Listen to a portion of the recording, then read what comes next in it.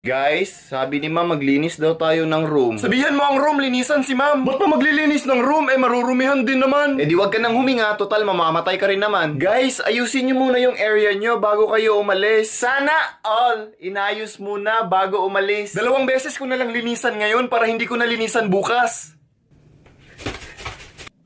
Ang talino mo talaga. Ako rin. Ang sipag nyo naman, sana kunin na kayo ni Lord. Guys, pabalik-balik lang yung alikabok. Dito nyo naman sa pinto palabasin. Sana all pabalik-balik na may lumabas. Ayokong lumabas. Takot ako sa aso. Ikaw, Vice President, aso ka ba? Hindi. Kasi gusto kita asuwahin.